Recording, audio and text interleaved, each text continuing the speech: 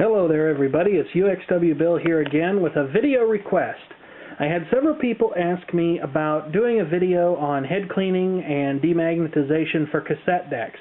And before we get started, I want to make perfectly clear that this video is only for cassette decks. It's not for DAT machines, it's not for digital compact cassette, it's not for VCRs, and it's certainly not for mini discs. But what it is for is cassette decks. And you know, there are some differing philosophies about how best to do this. You should certainly do what you think is right for your equipment. If you don't like this video, then I'm sure there are plenty of others out there that you can watch. Likewise, if you have the owner's manual for your equipment and it advises you on a procedure to use, you probably should go ahead and do that if you have that luxury. But I understand that not everybody does. And so the point of this video is to try and help you figure out what your best option for cleaning and demagnetizing your tape deck heads is. And if you happen to decide that it is this video, well, you're certainly free to watch it and learn. Now, I shot this video once with the Technics RSM218 that's sitting over there on the pile of stuff that I'm halfway working on at the moment. But I didn't really like the way it turned out, so I'm going to reshoot the video, and this time around it'll be featuring this Sony RX77ES.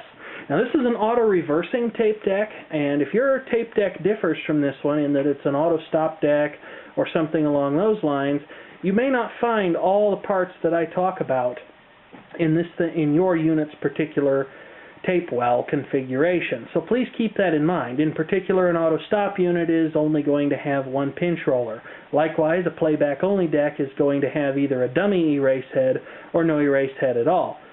So we might as well get started with this. One of the first things that you need to have, and this goes by different names in different parts of the world, you need some isopropyl alcohol, and the higher the percentage, the better. You certainly don't want to use anything like 50% because that's a lot of water in that stuff, and water will get in there and it'll foul up your tape deck mechanism. The closer to 90% you can get, the better. I suppose you could use 70 in an emergency. I certainly have. But you ought to make sure that if you have to do something like that, that you've cleaned up all the water so you don't cause any rust or other damage to your tape deck. I would strongly recommend that you get at least 91% isopropyl alcohol, and as you can see here, I actually have 99%, and Meyer is the only place in the United States that I know of, personally, that actually sells the 99% type. So you'll need that. If you plan to demagnetize your tape heads, you'll also need a tape head demagnetizer, which looks something like this. I would strongly suggest that you not use something like a degaussing wand or anything like that, because it might just be too strong for this application, especially if this is your first time doing it. You could make the problem a lot worse instead of better. This is actually a very old piece of equipment. This is a Sony head demagnetizer, model HE2. It's something I picked up the first time about 10 or 11 years ago that I ever went to that public radio and television benefit sale. This came in with a bunch of cables and stuff, and as you can see, it's distributed in the U.S. by Superscope. That's just how long ago that's been. But this is a very nice little piece of equipment. It has a momentary contact switch here on the side, which is very important because these things are just a kind of electromagnetic device, and if you leave them on too long, you can actually cause the coil to burn out. And you can see there's tape on the end of this gap here. This is to avoid scarring or scuffing anything inside your tape deck. So if your tape is not in the best of shape, and this certainly isn't, but it's still reasonably serviceable, especially since I'm careful with it, you might want to actually go ahead and refresh that tape if your unit has it. I have a Radio Shack demagnetizer that actually has a rubberized peg on the end of its wand. So they're a little bit different. You can probably pick one of these up on eBay pretty cheap, or just look around in junk stores, or even buy one new. I'm sure they're still sold.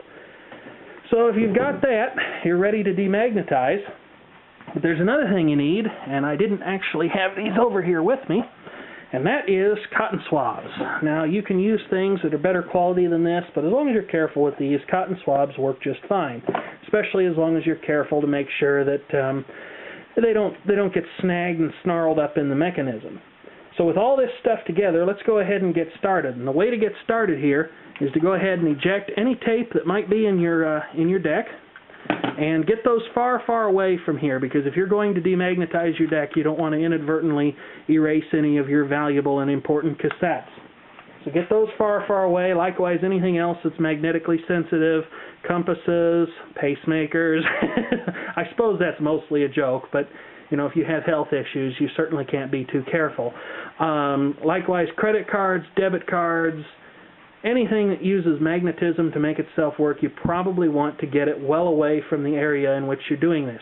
You may also want to liberate your tape deck from wherever it normally lives. You know, it's probably a lot easier to do this on, say, your dining room or kitchen table than it is with the unit in place in your stereo rack. So go ahead and liberate your tape deck, and I'll be right back.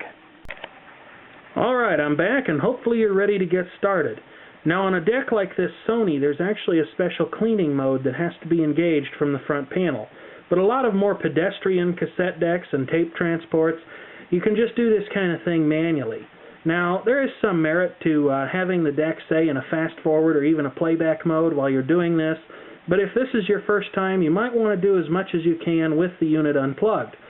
Now, if you do plug it in, there is some benefit to doing that and turning it on, but you have to be careful not to spill anything inside the mechanism that might potentially short it out and really ruin your day. Because cleaning things like the capstan drives and to a lesser extent the pinch rollers, it's much easier when they're actually rotating as opposed to trying to scrub the actual entirety of the surface of any of those things while they are not rotating. Because there's not a lot of room to work in here. Now you can see right now there is plenty of dirt on these, boy that doesn't look very good. There's plenty of dirt on those capstan drives and some on the pinch rollers, and the playhead is also pretty dirty too, although it's certainly not as bad as any of the other decks that I picked up. So maybe somebody did take care of this thing every now and again, but they didn't do it as often as they should have. So watch this. I've got a cotton swab here that's been moisturized with the 99% isopropyl alcohol, and I'm going to go over here and do this capstan drive. Being careful not to let it get tangled up in the mechanism as I scrub, because otherwise it may pull the head right off your cotton swab and get it into some part of the mechanism where you really don't want it to be.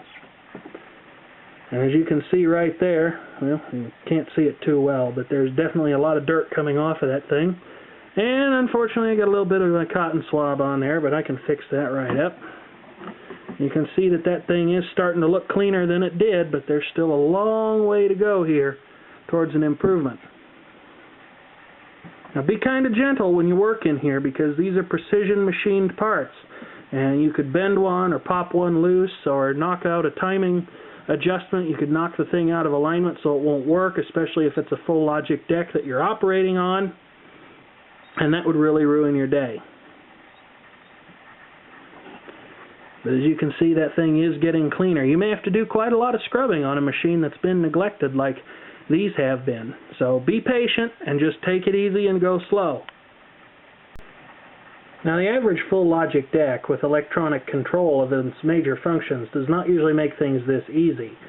This deck has special provisions by holding the eject button and turning the power on to engage the mechanism without a tape in place, which makes it much easier to do stuff like the pinch rollers.